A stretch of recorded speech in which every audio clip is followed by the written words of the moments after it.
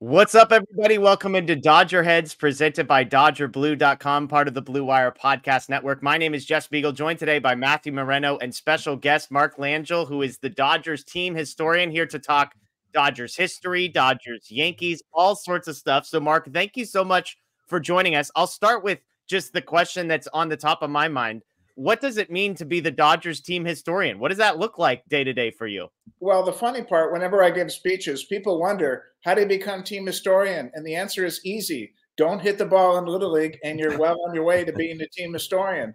So you pause for laughter, but it's absolutely true. I was washed up when I was 7 years old in Little League, and that was the nice thing because this is the heck of a plan B. I was always interested in the Dodgers. I went to my first game when I was 7. That's 52 years ago. And so just pretty much my entire life, it's been following the franchise, not just as a fan, but it's just natural to, when you read about the history, whether it's win or lose, it's just always been fascinating to me. So I've just had this wild ride in terms of this wonderful franchise down the street that I've enjoyed so much. And so what is it for you, like on as the season is going on? Are you kind of keeping track of milestones that are coming up, or are you mostly just observing what is happening and you kind of have this recall of things that have happened in the past, or parallels that may have you've seen before? Well, it makes it seem like you make it sound like I'm a lifeguard. I just sit there in a chair and watch, history go by.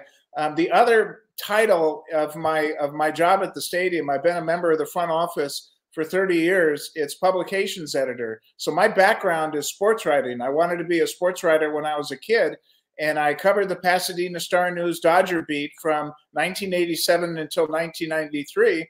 I came to the Dodgers as a publications assistant in 1994 to put together the yearbook, the line drives, and everything like that. So my basic background is journalism. This is the fun part because people just sort of look at you. And I'll give you an example this morning. The alarm goes off at 6:30, and Alexa says it's going to be a high of 88 and a low of 55. Well, in my warped brain, you immediately think of 1955 and 1988. Hey, those are championship years. And it's just a trigger in my head. I laugh at myself because, you'll wake up maybe, in the middle of the night at, 3:26 and you go, oh, there's Tommy Davis's batting average. It's just something that's natural that I enjoy. It's not like I want to be on a quiz program or anything like that. If I can help the media, if I can help coworkers, if I can help other people understand the magnitude of the Dodger history, I'm just sort of like the park ranger at Yosemite. I can't take credit for Jackie Robinson or Ebbets Field or Walter O'Malley building Dodger Stadium, Colfax, Drysdale, everything like that, but I certainly can appreciate it. Mark, you mentioned wanting to inform everybody of the great Dodgers history, and I know this might be a little bit of a loaded question, but is there one or two maybe facts or kind of surprising details that you like to, whether it's fans or just your colleagues, kind of share with them that maybe they didn't know about in the past? Well, I think the amazing thing about us coming here, it was the ultimate plan B. Walter O'Malley in 1957, even though he bought the LA franchise in the Pacific Coast League to have negotiations with Robert Moses in New York, he'd only been to Los Angeles 3 times. And so I think in his heart, he really wanted to build a new ballpark in Brooklyn. And so, we come to Los Angeles. Just imagine 1957, they buy the PCL Angels, and within a year, they're in Los Angeles. And oh, by the way, you get Horace Stoneham of the Giants to come along too. Instead of moving to Minneapolis, they go to San Francisco to keep the rivalry alive. So there's so many turning points in history where if one person made a different decision, it could change everything. And O'Malley, he didn't have his heart set on Los Angeles. When Roz Wyman, the city councilwoman in 1953, first wrote him, he thought it was a publicity stunt. And he doesn't really talk to the city officials until around the 56 World Series. So us being here, it wasn't some master plan by Walter O'Malley. It was just the ultimate plan B that worked out. You mentioned the stadium. It's obviously changed a lot, certainly over the decades, and of course more recently with all the renovations out in center field and new additions throughout the ballpark. What has that process been like for you? As you sort of joke about it, the team historian and this and that, what your role is, but to see kind of the transformation, a new generation of fans come in and enjoy the stadium maybe much differently than 10 years ago, 15 years ago. You're absolutely right. It drives my family crazy because if I'm going to trace my roots, my idea of tracing my roots is July 15, 1972, Dodgers Expos. I'm in field 44M, seat number 1, and that's where it all began. And so the ballpark means so much to me because so many people will grow up in a place and then it changes. And when the new owners came in 2012, it was kind of like Mary Poppins coming in as far as just spreading magic. Janet Marie Smith, the ballpark whisperer, who had built Camden Yards in Baltimore, who had renovated Atlanta. She put the home run seats in Boston. She worked her magic, and that was the most amazing thing because not only did she have the support from the owners, but everything that she has done is just turned the ballpark better and better. When they did the renovation in center field in 2020, I think the best compliment I heard was, it feels like it's always been here. So it's kind of like, this week when you're at the stadium, it's kind of like Notre Dame as far as Wake Up the Echoes. You can look at different parts of the ballpark and remember great moments. But then the fun part is what you said about the new fans being able to roam the ballpark, being able to see the oversized gloves, the photo ops, everything like that. That's the fun part when they mill around and people take photos. It's really the centerpiece of Southern California when you think about it, because it's so open, 56,000 seats, and it just gets better and better. What ballpark that old, what venue just keeps getting better and better? Yeah. Well, Mark, part of the reason we wanted to talk to you today is because obviously there's a big baseball game coming up at the end of this week between a couple teams that a bunch of people have heard of before, the Dodgers and the Yankees in the World Series. And while I think most people in the country who would be casual fans are probably excited about the idea of two of the most iconic franchises playing each other, East Coast versus West Coast, Judge and Soto versus Betts and Ohtani, all that. For you, when you hear Dodgers Yankees, what comes to mind in the history of Dodgers baseball and the history of baseball as a whole? There's no better matchup in the World Series. You read about it as a kid, and I think if you were a kid growing up in the 40s and 50s, you just assumed it was Dodgers and Yankees in the World Series all the time, because from 1941 through 1981, 11 times, but from 41 to 56, 7 times. And imagine you're a Brooklyn Dodger fan. The first 5 times you play the Yankees, you lose. 41, 47, 49, 52, 53. You have the same core group of players, but it's always wait till next year, wait till next year. Yeah. That's why 1955 was so important. That's why we had a 50th anniversary celebration, because that's the first and only time that they beat the Yankees as the Brooklyn Dodgers. And Carl Erskine, the pitcher, was talking about after that last out in 1955, Game 7, Johnny Padres pitches the shutout. In the clubhouse, they're kind of just quiet. They reflect for a couple minutes in terms of, did we really do this? And then they started celebrating. But it was just this moment of, we never thought this moment would occur. Then 1963, the Dodgers have only beaten the Yankees 3 times in a World Series, but they're all significant because 1963 is the Sandy Koufax coming out party, 15 strikeouts in Game 1, and then Game 4, the 2-1 victory over Whitey Ford. That's the only time at that point the Yankees had ever been swept in a World Series. And then the nervous time, 1981. As a kid, I suffer with Reggie Jackson, 1977 and 78. Not only the 3 home runs in Game 6 and 77, which is the greatest performance I've ever seen by a baseball player, on TV or in person. Just the magnitude of Reggie, it was just amazing. But then in 78, when he sticks his hip out on the Bill Russell throw, and then he's like, what? I didn't do anything. That drove Lasorda crazy for the rest of his life. Yes, you did. Yes, you did. And so just imagine they lose the first 2 games in 1981. Fernando saves the day, complete game in Game 3 to put them back in the series. Those 3 games, 3, 4, and 5, all 1-run victories, 5-4, 8-7, and 2-1. And then they go back and they finally clinch it. And to put that in perspective, in 1981, the 12 guys that played in that Game 6, they nearly had a combined 20,000 games as far as in their career. That was the only championship collectively that they ever had. Crazy. One follow-up on Dodgers Yankees, and this is where I find it so interesting in talking to people who are historians outside of baseball. But I'm always curious about how people who are so good at remembering the past and honoring the past and teaching people about the past. Almost, I'm curious about how they interact with the present. Like when Dodgers Yankees 2024 is now, it's happening.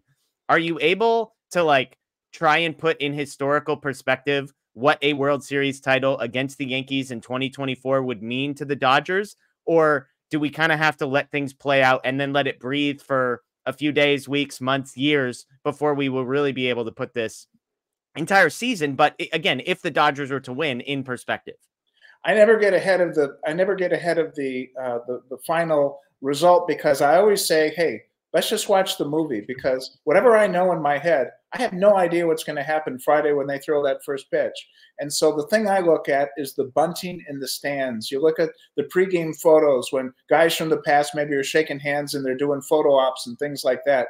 You're absolutely right, because we're not going to be able to put in perspective for maybe years in terms of what this means. I think the key, though, is think about this. It's first time since 1981, but it's not business as usual for the Yankees, because they haven't been to a World Series since 2009. So they are just as excited. This kind of reminds me when the Cubs got in the World Series in 2016, and you just knew whatever was going to happen, it was special. And, Boston Red Sox, 2004, when they finally end the curse. That's what this feels like. But it feels like that on both sides. This isn't one team trying to do an upset or anything like that. This is two heavyweights going at it. So this is the time where you just appreciate it. You sit back and just say, look, just watch what's going to happen, because you can take all your sabermetrics, you can take all your analytics and everything like that. And the reserve shortstop for the Dodgers, Tommy Edman, is the MVP. But historians can go, yeah, same with Brian Doyle, with the Yankees when they took over for Willie Randolph. We don't know what's going to happen. So the thing is, just buckle up and enjoy the show. Sort of with that, obviously, Dodgers Yankees on its own, because of the history, it's as you said, like let it play out. Kind of, there's enough to be said there, but certainly the star power in this series this year is magnified and further heightens kind of the excitement, the expectations, if you will. What element of that, like Shohei Ohtani, how different are things because of him? He's obviously a global superstar. We saw the attention the Dodgers have received since signing him. Now he's in not only his first World Series, but it's coming kind of under the backdrop of Dodgers Yankees. You're exactly right, because when you think about it, you look at the matchup, and it's New York and Los Angeles, those communities, East Coast, West Coast, and throw in some Brooklyn Dodger fans from the East Coast that still remember the old days. But think about this. Now you have a new factor. You have Japan watching this series. You have a whole country not relating to Dodgers or the Yankees, but because of Ohtani, because of Yamamoto. And so this truly feels like a global stage, kind of like World Baseball Classic, but high stakes as far as what it means. And so the thing that's fascinating to me, all throughout the year, everybody's making Babe Ruth comparisons with Shohei Ohtani being a pitcher and a hitter. How cool is it going to be when Shohei Ohtani steps up to the plate at Yankee Stadium, the original one they called the house that Ruth built? I think those type of moments, and then it's the same thing as far as Aaron Judge, and you've got Soto, and you've got Stanton, murderers row, like they used to say in the 1930s and 40s. This is the thing that's going to be amazing to see, that backdrop of when John Suhu, the great team photographer, gets a shot of Shohei Ohtani at the plate at Yankee Stadium. That's when it's going to be wake up the echoes, because someone will probably find a similar shot of Babe Ruth in a World Series. And at that point, you can that's the magnitude, those type of moments, those type of pictures. And I think it's very important as far as the photography as well, because how many iconic photos do we remember from all those Dodger-Yankee World Series, whether it's Don Larson's perfect game in 1956, the Dodger celebration of 1955, Reggie and his 3 home runs in 1977, and then the craziness of the 1981 World Series. That's why I think you just have to know that whatever happens, this generation, it's the first time that they're going to be able to get the magnitude of Dodgers, Yankees. And because it's sort of like the wish, yeah, you want to get to the World Series, but oh, wouldn't that be great if you're facing the Yankees? You don't want to get ahead of yourself. Now you're facing the Yankees, and instead of trying to drive yourself crazy, what's going to happen? look, it's all going to be over in a week or 10 days. Just enjoy it. Just savor it, because you're going to have the rest of your life to analyze it.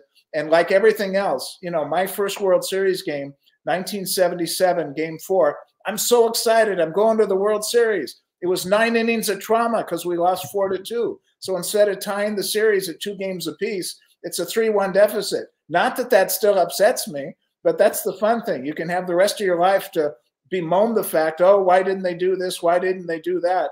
So with the World Series starting on Friday, just enjoy it, folks. Just enjoy it, because it's obviously going to be something that we always remember.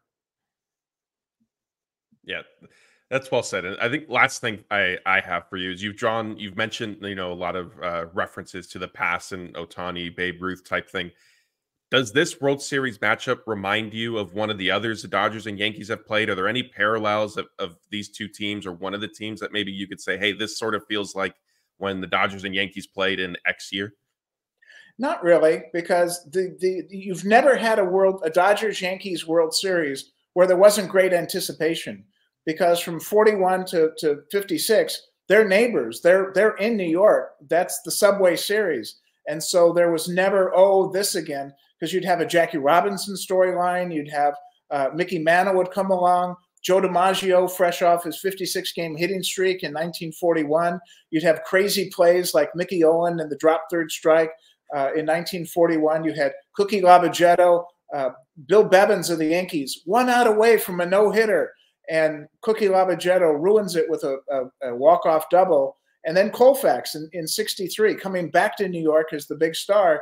And then Reggie in 77.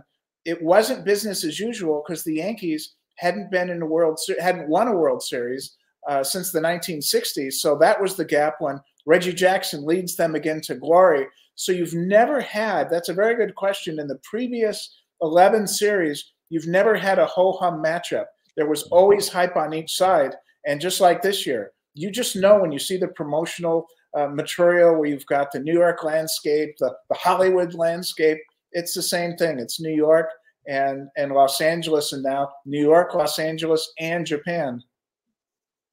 I love it. I love it. Well, that's Mark Langill, the Dodgers team historian. Mark, we appreciate your time this morning. And I can only imagine what this will be like for somebody like you who is able to process these games and process this matchup alongside history in a way that very few can. So thank you for your time this morning. Thank you for sharing the stories and the facts and the parallels or lack thereof. We greatly appreciate it. Thanks to everybody who tuned in this morning to join us. As always, we've got live content coming at you every single night of the week this week, as well as some more interviews and previews coming in the days ahead. That is Matthew Moreno. I am Jeff Spiegel, folks. Enjoy the rest of your day.